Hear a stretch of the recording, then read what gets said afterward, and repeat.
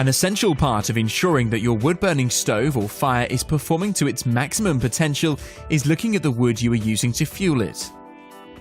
Using unsuitable wood decreases the heat created by your appliance and produces excessive tar, which can block your flue. Use only dry, properly seasoned firewood.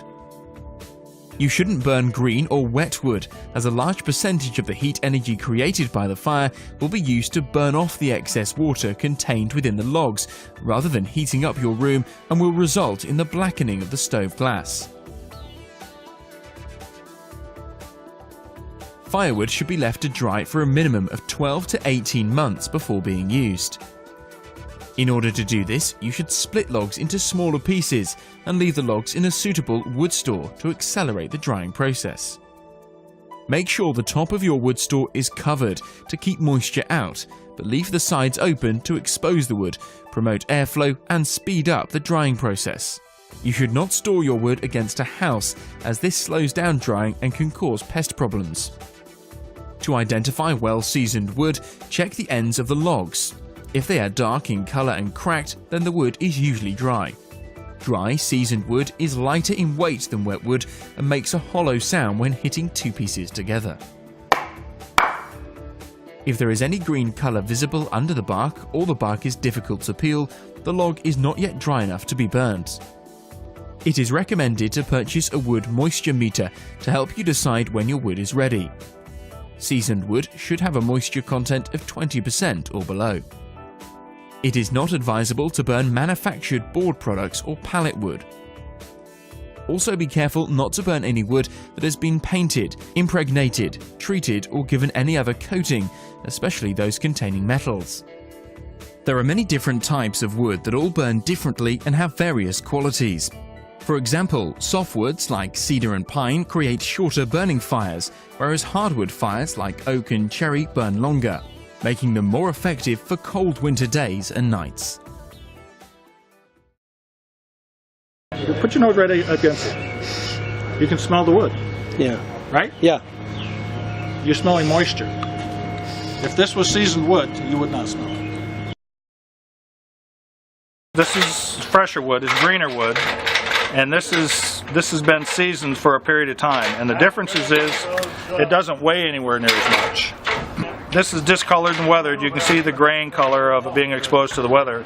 And you see these little cracks starting to develop in the wood? That's actually showing that the wood is contracting and allowing more moisture to escape. And a well-seasoned piece of wood, one of the indicators is that the bark layer peels off. See, there's no bark on this. Because what holds the bark on wood is a moisture layer. This is not as pretty, because it's weathered and discolored. This is pretty wood. This is seasoned wood. This is going to burn better. It's going to give you more BTU value. This here, the moisture has to be driven off the wood before it'll even begin to resemble something like good combustion. And all that moisture is going up the chimney, lowering flue gas temperatures. It's going to make creosote more readily, and you're not going to get the heat value. It's a waste. Categorically, I recommend that all pieces of wood be no bigger than this.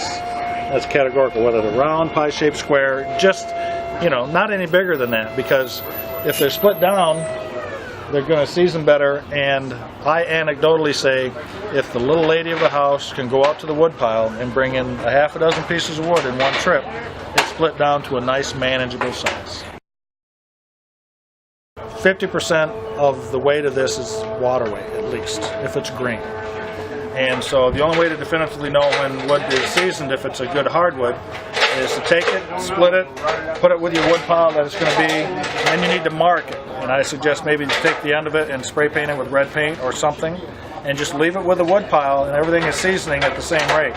Periodically, you go take the one piece of wood you marked out, and you weigh it first when you stack it, when it's green.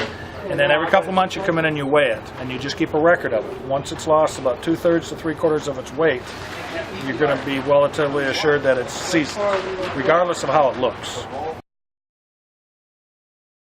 When you're stacking wood like we see here, you can get a lot of wood there. When you start stacking wood crossways, obviously you got a lot of airspace in there, and you can't stack as much wood in the same space.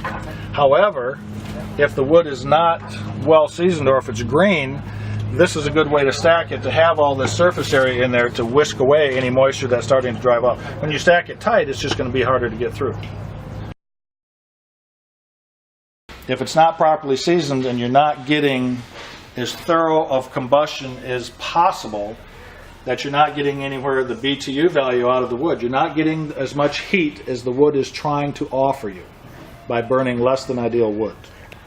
If the wood is properly seasoned, you're burning it hot, you're getting the maximum BTU value out of it, you're getting the maximum benefit.